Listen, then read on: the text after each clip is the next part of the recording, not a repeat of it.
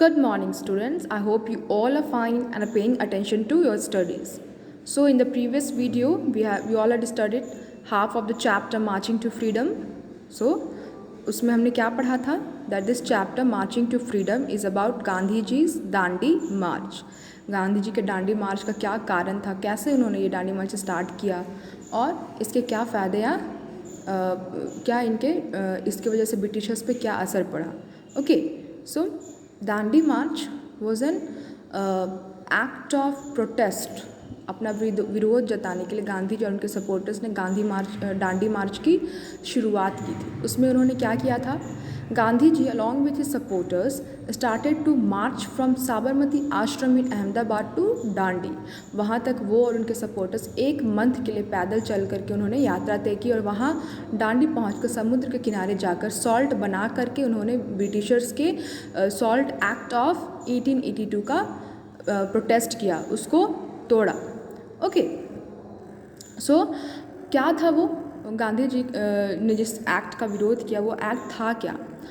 उस एक्ट में गांधी जी और उनके सपोर्टर्स ने जो ब्रिटिशर्स के जिस एक्ट का विरोध किया था, उस एक्ट में ब्रिटिशर्स ने इंडियंस को सॉल्ट बनाने और बेचने से प्रतिबंधित कर दिया था, बैन कर दिया था. So that was all about Dandi march. Now in this story we read about a boy called Dhani, जो कि अपने पेरेंट्स के साथ गांधी जी के साबरमती आश्रम में रहने के लिए आया था और उसकी ड्यूटी क्या थी? गोट, जिसका नाम क्या था? बिन्नी, उसकी देखभाल करना. सो धानी को बहुत ज़ोर से भूख लगी और जब वो अपनी माँ के पास किचन में पहुँचा और उसने अपनी माँ से पूछा कि आखिर गांधी जी और बाकी सारे जो लोग हैं, all the Elder male members, वो सब रूम में क्या बातें कर रहे हैं, क्या मीटिंग हो रही है उनकी. तो उसकी माँ उसे बताती है कि they all are planning to organise a march from ashram to Dandi. Now, Dandi asked he asked his mother that march, where are they going? वो पूछता है कि मार्च क्या होता है और इस मार्च में वो कहाँ जा रहे हैं. सो उसके मदर जो होती है धानी की, वो बहुत इरिटेटेड हो जाती है और उसको बोलती है कि क्वेश्चन पूछना बंद करके वो यहाँ से चला जाए. ना बिंदा चाचा, Dhani sat beside him. Are you going on a march too? Binda shook his head before he could say anything. Dhani eagerly asked, who is marching? Where are they going? What is happening? Binda told him about the march. Gandhi ji and some of the men from ashram were going to walk through Gujarat to reach the sea at a place called Dandi. They would walk through villages and towns for a whole month. Once they reached Dandi, they would make salt. Salt? Dhani sat up and frowned. Why will they make salt? You can buy it in every shop. I know, Binda laughed. But Mahatma Gandhi has a plan. You know, he always marches to protest against something, right? Of course, I know. He leads the Satyagraha marches to fight the British government and win freedom for India. But why is he protesting about salt? It's silly. It's not silly at all, Dhani. Do you know we all have to pay a tax on salt? So what? Everyone needs salt. That means every Indian, even the poorest, has to pay this tax, explained Binda Chacha. That is really unfair. Dhani's eyes were now hot with anger. Of course it's unfair. Not only that, Indians are not allowed to make any salt either. Mahatma Gandhi has asked the British to stop the tax, but they refused. So he has decided to walk to Dandi and make salt from sea water. Walking for a month, Dhani brooded worriedly. So after Dhani's mother scolded him for asking questions, Dhani ran to garden. और वहाँ पे उसके father के एक friend थे, बिंदा uncle, जो कि वहाँ जिनको क्या ड्यूटी मिली थी, साबरमती आश्रम में हर किसी को कोई ना कोई ड्यूटी मिली होती है और उनको ड्यूटी मिली थी कि वो गार्डन में फलों की सब्जियों की देख रेख करे. Because he was an old man, so वो ज़्यादा काम नहीं कर सकते थे. So he went to him and started asking him about Dandi march, कि दांडी मार्च क्या था और गांधी जी आखिर क्यों अपने सारे सपोर्टर्स को लेकर के एक मंथ तक चलने वाले हैं, इतनी लंबी यात्रा करने वाले हैं. So his Binda uncle explains to him that वो इसलिए कर रहे हैं ताकि वो ब्रिटिशर्स का जो सॉल्ट एक्ट ऑफ 1882 है उसके खिलाफ विरोध कर सके, उसके प्रति अपना और अपने सपोर्टर्स का जो गुस्सा है, जो एंगर है, वो शो कर सके इस पीसफुल मेथड से। तो इसमें क्या वो करने वाले थे, Gandhi ji along with his supporters would walk for 1 month and after that when he reaches to Dandi, वहाँ सी वाटर से वो सॉल्ट बनाएंगे। और ब्रिटिशर्स का जो एक्ट था जिसमें इंडियंस को उन्होंने प्रोहिबिट किया था, बैन किया था सॉल्ट बनाने और बेचने से, उसको तोड़ेंगे, उसका उल्लंघन करेंगे। ओके, सो जब गांधी जी के इस आइडिया के बारे में और ब्रिटिशर्स के इस अत्याचार के बारे में समझ में आता है धानी को, तो उसे बहुत गुस्सा आता है और उसे चिंता भी होती है कि गांधी जी उनके सपोर्टर्स 1 month तक कैसे चल पाएंगे। Gandhi ji will get really tired, why don't they take a bus और train to Dandi instead, because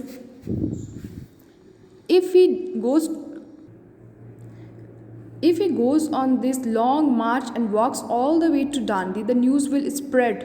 There will be pictures in the papers and reports on the radio, and people all over the world will know that we are fighting for our freedom, and that will really embarrass the British. Gandhiji is clever, isn't he? Dhani's eyes were shining. That he is. Binda's eyes crinkled with laughter. In the afternoon, when the ashram was quiet, Dhani went looking for his father. He found him spinning on his charkha. Pitaji, are you and Amma going on the march to Dandi? Dhani got straight to the point. I'm going. You and Amma will stay here. I'm coming with you. Don't be silly, Dhani. You can't walk so much. Only the people who have been chosen by Mahatma Ji will go. Fine, I'll talk to him then. I'm sure he'll say yes, said Dhani and marched off. The next morning, as the sun came up, Dhani slipped out of bed and went looking for Gandhiji. He found him in the cow shed, checking on all the cows. Then he strolled into the vegetable garden to inspect the peas and cabbage and have a chat with Binda. All the while, Dhani and Binny followed him. Finally, Gandhiji headed back to his hut. He sat down in the veranda and called out to Dhani, "Come here, child."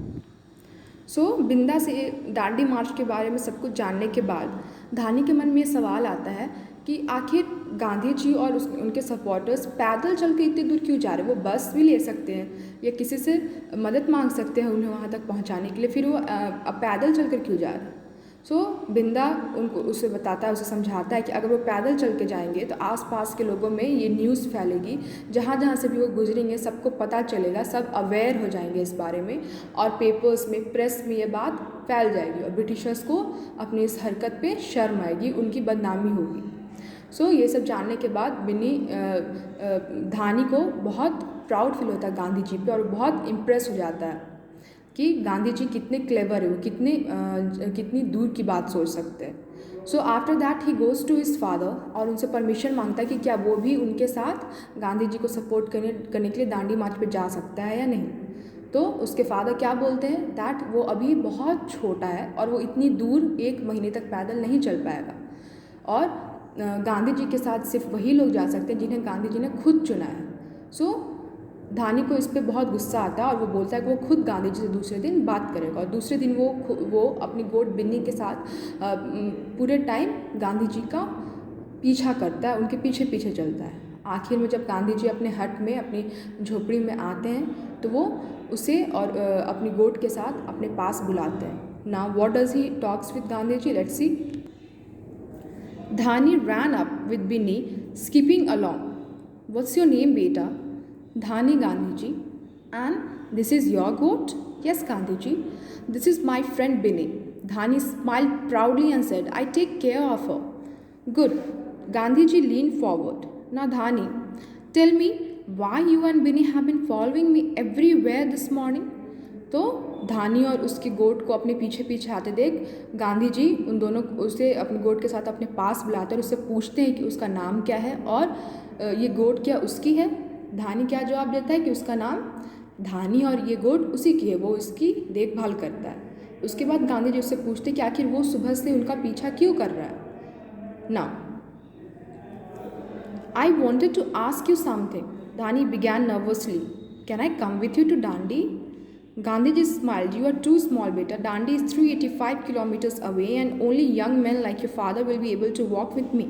Besides, if you go with me, who will take care of Binny? After walking for so long, I will become weak. When I come back, I'll need to drink lots of milk to become strong again. You are right, Gandhiji. Binny eats only when I feed her. Dhani lovingly stroked Binny's head, and only I know what she likes to eat. Exactly. So, you will stay in the ashram and take care of Binny for me. Yes, Gandhiji, I will, said Dhani and Binny, and I will be waiting for you.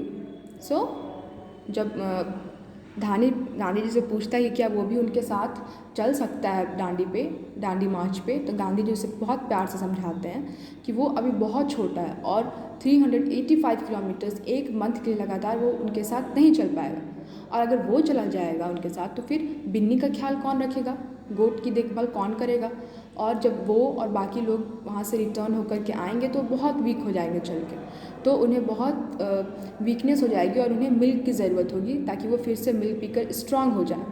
तो धानी agree हो जाता है और वो बोलता है कि अच्छी बात है, वो नहीं जाएगा ताकि वो बिन्नी का ख्याल रख सके, और जब गांधी जी और बाकी लोग अपने काम में सफल होकर लौटे तो उनके लिए वो बिन्नी और वो उनका वेट करेंगे और उनके लिए बहुत सारा मिल्क बचा करके रखेंगे। So that's all. I hope you all have liked the story and understood it as well. Thank you.